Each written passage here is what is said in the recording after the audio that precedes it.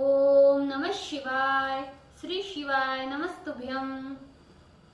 श्री आदिशक्ति पार्वती माताए नमः। श्री विघ्नेश्वराय नमः। श्री लक्ष्मी नारायणे नमः। श्री सरस्वती ब्रह्माय नमः। श्री सियारामे नमः। श्री रामदास हनुमाने नमः। श्री राधे श्यामे नमः। हे शिवजी, તમારી કૃપાથી હું આ શિવ પુરાણ વાંચી રહી છું અને મારી મમ્મી, બેન અને તમામ શ્રોતા આ શિવ પુરાણ સાંભળી રહ્યા છે। અમે બધા આ શિવ પુરાણનું જ્ઞાન પ્રાપ્ત કરી શકીએ એટલી શક્તિ પ્રદાન કરજો અને શિવ પુરાણનું તેજ સહી શકીએ એટલી ક્ષમતા પ્રદાન કરજો। હે વિઘ્નેશ્વર ગણપતિ બાપા, તમે શિવ પુરાણના વંચનમાં આવતા તમામ વિઘ્ન હરજો। हे कृष्ण मनोहारिणी राधा जी, हे श्याम सुंदर, हे सिया राम जी, हे रामदास हनुमान जी, तमे शिव पुराण सांभळवा जरूर पधारजो अने मारा हृदयमां स्थान ग्रहण करजो। ओम नमः शिवाय। श्री शिवाय नमस्तुभ्यं। द्वितीय संहिता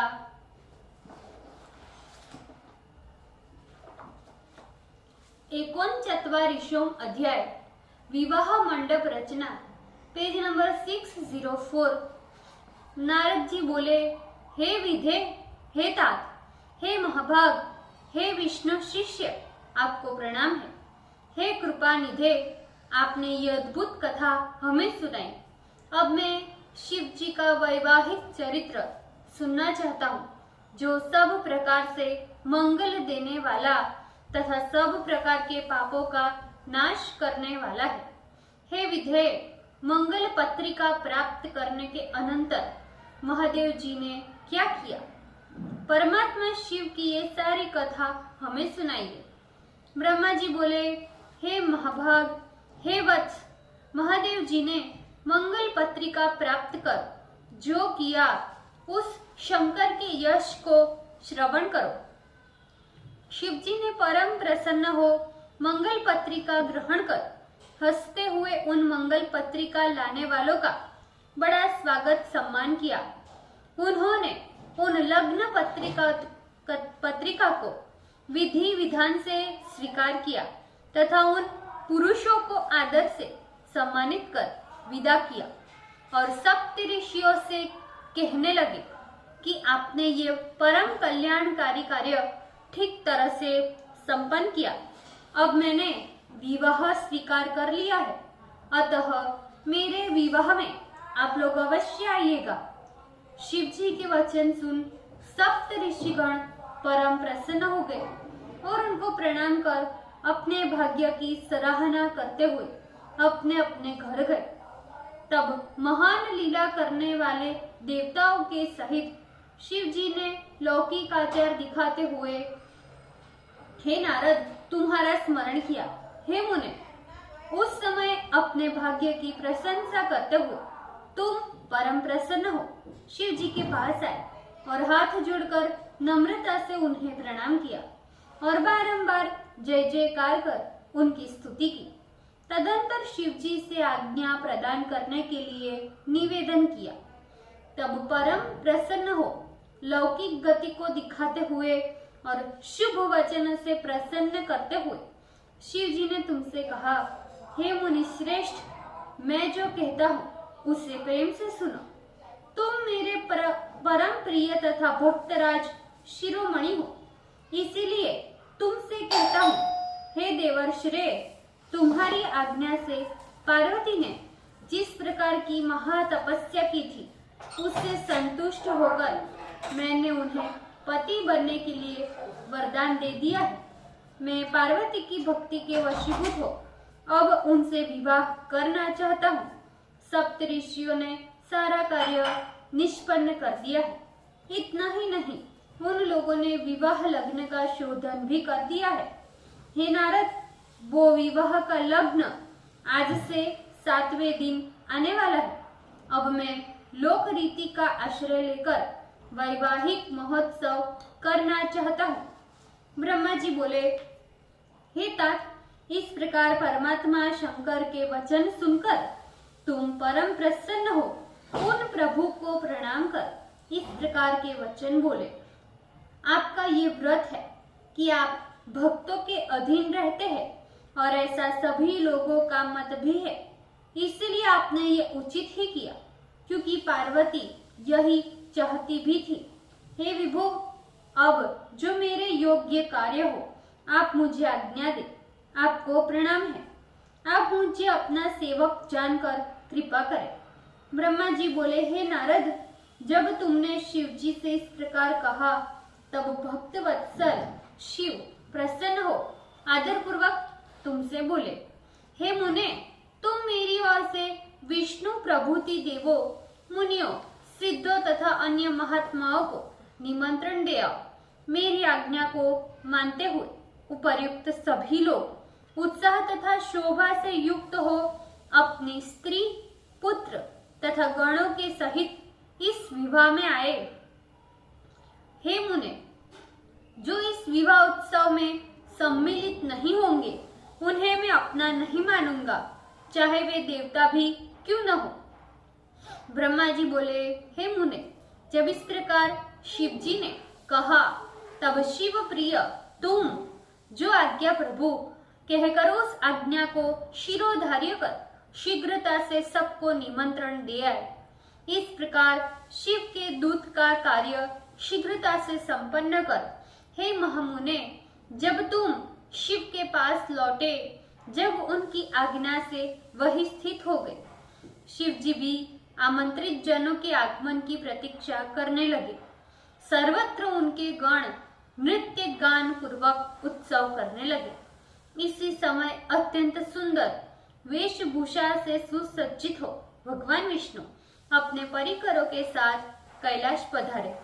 उन्होंने लक्ष्मी तथा पार्षदों के साथ भक्ति पूर्वक प्रणाम कर उनकी आज्ञा से उत्तम स्थान पर निवास करने लगे। तदंतर मैं भी गणों के साथ कैलाश पर्वत पर आनंदित हो वही निवास करने लगा।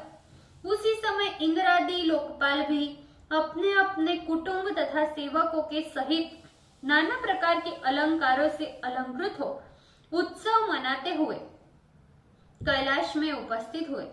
इस प्रकार मुनि, नाग, सिद्ध तथा उपदेव, गंधर्व आदि एवं अन्य दूसरे लोग भी निमंत्रित होकर वहां आए। महेश्वर ने निमंत्रण में आए हुए सभी देवादि लोगों का प्रसन्नता से पृथक पृथक सत्कार किया। उस समय कैलाश में देव स्त्रियों ने यथा योग्य नृत्य आदि करना प्रारंभ कर दिया तथा कैलाश में अद्भुत एवं महान उत्सव होने लगा।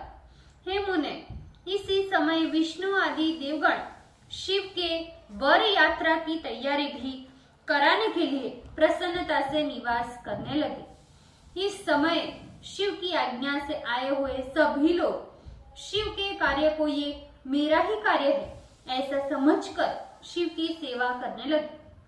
सप्त मातरों ने शिव के विवाह का दुल्हा वेश बड़े प्रेम से शिव जी के अनुरूप सजा दिया। हे मुनि श्रेष्ठ, शिव जी की इच्छा अनुसार ही उनके स्वाभाविक वेश को भूषणों से सजाया गया। सप्त मातृकाओं ने मुकुट के स्थान पर चंद्रमा को बांध दिया। उनके ललाट में रहने वाला तीसरा नेत्र तिलक रूप से शोभित किया गया। नाना रत्नों से दे दीप्यमान कमलात्वश्वर नाग दोनों कानों को अलंकृत करने वाले कुंडल के रूप में शोभित हुए। उनके अंग में निवास करने वाले अन्य सर्प अनेक रत्नों से युक्त आभूषण के समान सुशोभित हुए। उनके शरीर में लगी हुई विभूति चंदन आदि पदार्थों से उत्पन्न उत्तम इत्र आदि हो गई। उनका परम सुंदर गज चर्म दिव्य दुकुल का काम करने लगा। उस समय शिव जी का जैसा सुंदर रूप हो गया कि वो अवर्णनीय हो गए। वे साक्षात ईश्वर है, अतः उन्होंने सभी ऐश्वर्य धारण किए। उस समय सभी देवताओं, यक्षों, दानवों, नागों, पनंगों, अप्सराओं तथा महर्षियों ने शिवजी के समीप जाकर प्रसन्न हो महोत्सव का वर्णन करने लगे। सभी लोगों ने कहा, हे महादेव, हे महेश्वर, अब आप विवाह के लिए हम लोगों के साथ प्रस्थान करें और महादेवी गिरिजा पर अपनी कृपा करें। तब सारी बातें जानकर विष्णु ने शंकर जी को प्रणाम कर तत्कालोचित वचन कहे, हे देवदेव, हे महादेव, हे शरणागत वत्सल, आप अपने भक्तों का मनोरथ पूर्ण करने वाले हैं। अतः हे प्रभु, अपने भक्तों का निवेदन सुने। हे शंभु, गिरीश सुता पार्वती के साथ विवाह कर्म करने के लिए आप गृह सूत्र के विधि का अनुसरण करें। हे हर, यदि आप गृह सूत्र की विधि से विवाह कर्म करेंगे तो सारे लोक में इसी प्रकार के विवाह की विधि प्रसिद्ध हो जाएगी। हे नाथ, इस लोक में आप अपने यश की घोषणा करते हुए कुल धर्म के अनुसार मंडप स्थापन, नांदी मुख श्राद्ध आदि कृत्य करें।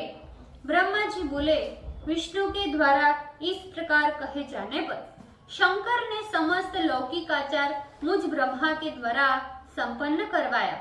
हे नारद, उन्होंने सारे अभ्युदय कार्यभार मेरे ऊपर सौंप दिए और मैंने भी मुनियों के साथ सहप्रेम सारा कार्य पूर्ण किया। कश्यप, अत्रि, वशिष्ठ, गौतम, भागुरी, बृहस्पति, कर्ण व जमदग्नि, पराशर, मार्तंडे, शिलापाक, अरुणापाल, अकृतश्रम, अगस्त्य, च्यवन, गर्ग, शिलाद, दधीचि, उपमन्यु, भारद्वाज, अकृतव्रण, पिप्पलाद, कुशिक, कौत्स, शिष्यों के सहित व्यास आदि और भी ऋषिगण शिव के समीप आए और मेरी प्रेरणा से इस सत्कार्य में प्रवृत्त हुए। वेद वेदांग के पारगामी उन ऋषियों ने शिव जी का कंकण बंधन आदि समस्त कौतुक मंगल कर वेद रीति के अनुसार उनके रक्षा का विधान किया। उस संपूर्ण ऋषियों ने रुक, यजु, सामवेद एवं अन्य नाना प्रकार के रक्षोध्न सूत्रों से अनेक प्रकार के मंगल पाठ किए और विवाह विघ्न शांति के लिए मुझसे तथा श्री शिव जी से मंडप, देवताओं तथा समस्त ग्रहों का पूजन करवाया। इस प्रकार समस्त कुलाचार, लौकिक तथा वैदिक विधि का संपादन कर ब्राह्मणों को प्रणाम कर शिव जी परम प्रसन्न हुए। तदंतर देवताओं और ब्राह्मणों को आगे कर सर्वेश्वर शिव अपने पर्वतोत्तम कैलाश से प्रसन्नता पूर्वक चले और लीला करने में विशारद वे शिव उन देवताओं तथा ब्राह्मणों के साथ कैलाश के बहिर्भाग में आकर प्रेम से स्थित हो गए। देवताओं ने उस समय महेश के संतोषार्थ अनेक प्रकार के गाने बजाने तथा नृत्य संबंधी अनेकों उत्सव मनाए। ओम नमः शिवाय। श्री शिवाय नमस्तुभ्यम। ભૂલચૂક માફ કરજો શિવજી, કૃપા રાખજો। આજના શિવપુરાણના વંચનનું પુણ્ય મને પ્રદાન કરજો શિવજી। ઓમ નમઃ શિવાય। શ્રી શિવાય નમસ્તુભ્યમ।